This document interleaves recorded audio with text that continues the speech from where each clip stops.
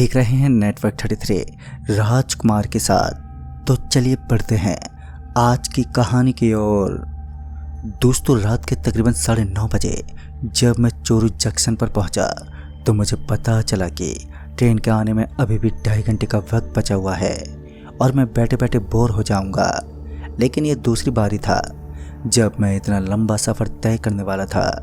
मैं अपने आप को तैयार करने के लिए पहले तो उस स्टेशन पर इधर उधर घूमता रहा, लेकिन जब स्टेशन पर काफ़ी लोग टहलते नज़र आ रहे थे तो पहले तो आधे घंटे तक मैं इसी तरह भटकता रहा। लेकिन जब उस ठंड रात में मुझे चाय पीने का मन होने लगा तो मैं अपने दृष्टिकोण किसी चाय की तलाश में घूमने लगा। पहले तो मुझे दूर दूर तक किसी भी दुकान की कोई भी झलक नहीं दिखी, लेकिन फिर मुझे उस ठंडी और चमकीली रात में एक चमकती हुई रोशनी नजर आई। मैं काफ़ी देर तक तो उस तरफ देखता रहा। फिर मुझे उस दुकान के पास एक आदमी अपने हाथ में कांच का गिलास लिए इधर उधर घूमता हुआ दिखाई दिया। मेरे अंदर उम्मीद की एक किरण जग उठी। शायद ये चाय की एक दुकान थी। मैं तेज तेज कदम पटकते हुए उस दुकान की ओर बढ़ा, लेकिन कुछ दूर आगे जाने के बाद वो स्ट्रीट लाइट की रोशनी और भी तेज होने लगी और साथ ही मेरी उम्मीद का वो धागा भी टूटने लगा। असल में ये चाय की दुकान नहीं थी, बल्कि राशन की दुकान थी जहाँ से आप सामान खरीद सकते हैं। खैर, मैं उस दुकान के पास पहुँचा और उस वक्त ठंड कुछ ज़्यादा ही बढ़ चुकी थी। तब जाकर मुझे सिगरेट पीने का मन होने लगा। काफ़ी दिनों से मैंने सिगरेट को हाथ नहीं लगाया था, लेकिन अब मुझे सिगरेट पीने का मन हो ही गया था।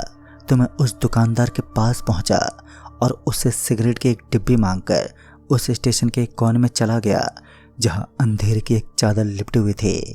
उस जगह रोशनी का तो कोई नामो निशान नहीं था और मैं वहीं एक पत्थर के पास बैठ गया और अपने मुंह में एक सिगरेट दबाकर लाइटर से सिगरेट जलाकर सिगरेट को पीने लगा।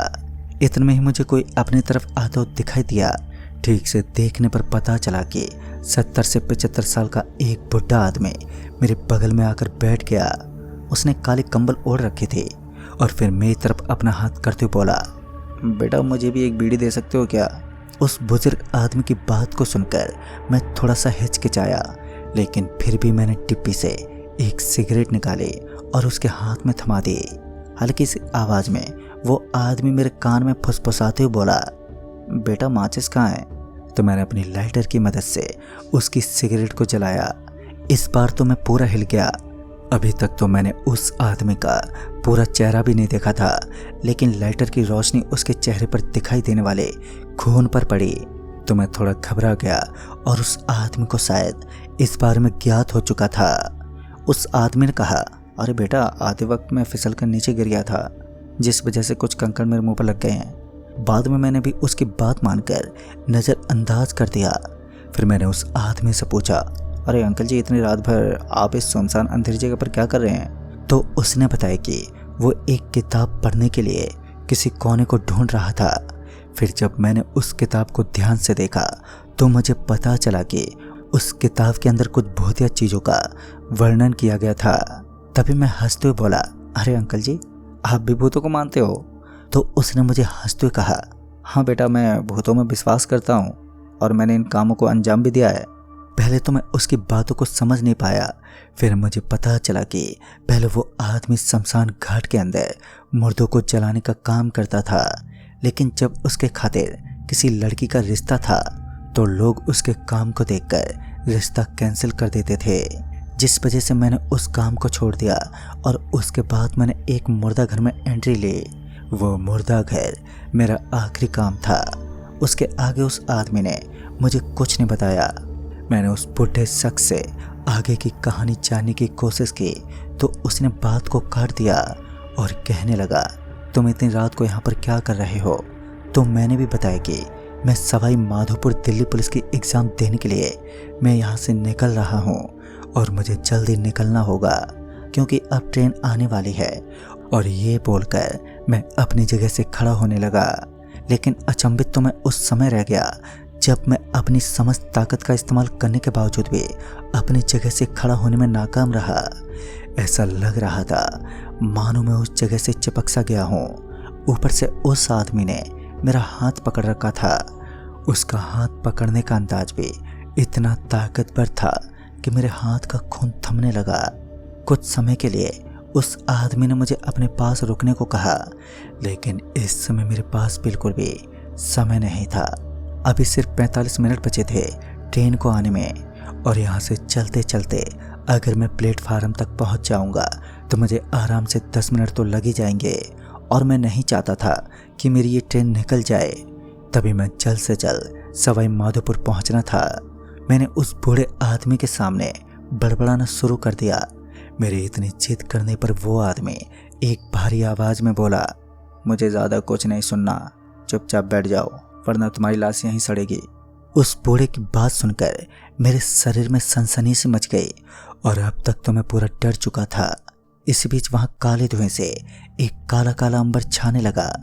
उस धुएं के कारण मुझे कुछ भी दिखाई नहीं दे रहा था, और उसके बाद मेरी नज़र मेरे बगल में खड़ी लावारिस गाड़ी पर पड़ी, जिसके ऊपर मिट्टी चिपकी हुई थी। ऐसा लग रहा था मानो सालों से इस गाड़ी को यहीं पर स्थगित किया गया हो। उस गाड़ी को देखकर यह अंदाज़ा लगाना आसान था कि इसे यहाँ पर खड़ा हुए काफ़ी साल हो चुके हैं।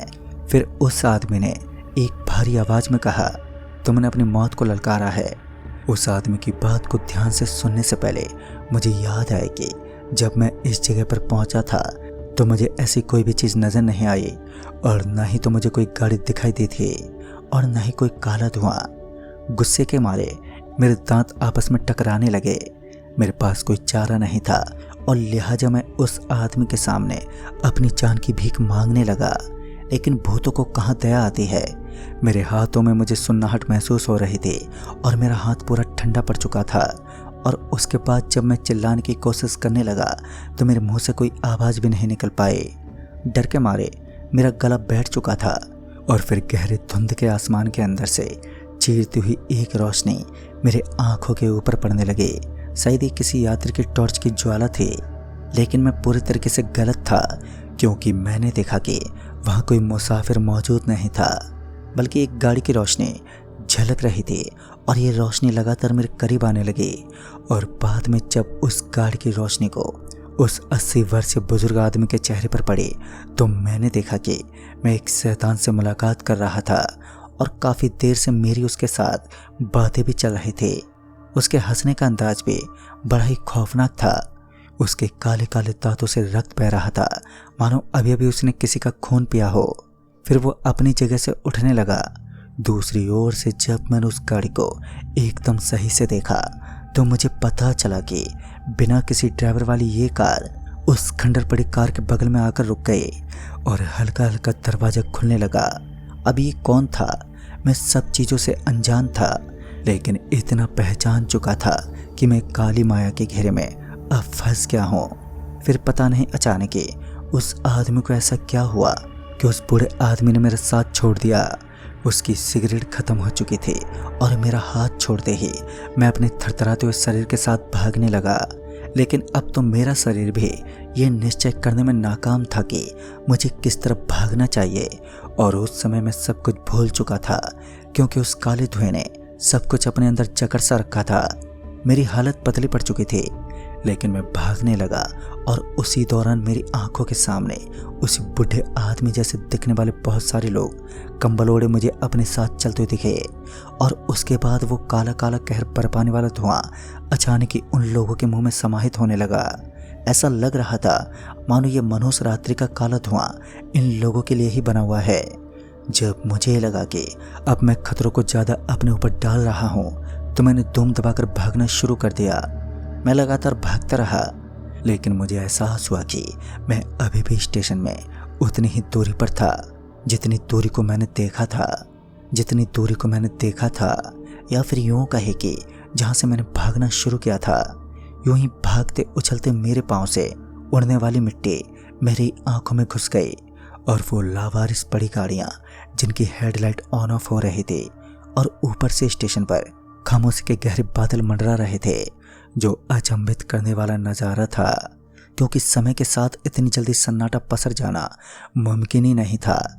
एक पहर पहले तक तो उस इलाके में लोगों को कदम रखने तक को स्थान नहीं मिल पा रहा था, लेकिन इसी बीच मुझे उम्मीद की एक किरण नजर आई, जब मुझे याद आया कि मैंने जिस आदमी से सिगरेट ली थी, मैं उसी आदमी की शरण में जाकर अपनी जान बचा सकता था।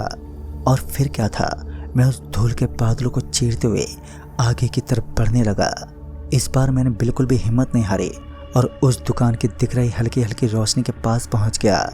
ताजुब तो इस बात का था कि इस बार मैं आराम से उस दुकान के पास पहुंच गया, क्योंकि काफ़ी देर पहले तक तो मैं भाग तो रहा था, लेकिन एक ही स्थान पर स्थिर नजर आ रहा था। मुझे काफ़ी हद तक राहत की सांस मिली, लेकिन उस दुकानदार के होने का वहाँ कोई वजूद ही नहीं था, क्योंकि दुकान तो बंद हो चुकी थी।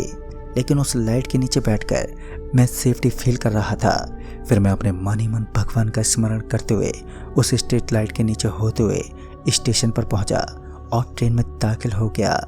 उस दिन मैं अपनी जान बचाकर तो निकल गया, लेकिन बाद में जब मैंने उस स्टेशन मास्टर से इसके बारे में पूछा तो मुझे पता चला कि 17 साल पहले इस स्टेशन पर एक बूढ़ा रहता था जो ट्रेन देखने के लिए आया करता था। उसके पास खुद एक पर्सनल गाड़ी थी, लेकिन एक दिन ट्रेन की चपेट में आने की वजह से गाड़ी के साथ साथ उस आदमी का कचूमर बन गया और तब से वो बूढ़ा आदमी लोगों से सिगरेट और बीड़ी मांगता है और उन्हें भी अपने साथ दूसरी दुनिया में पहुंचाने का काम करता है।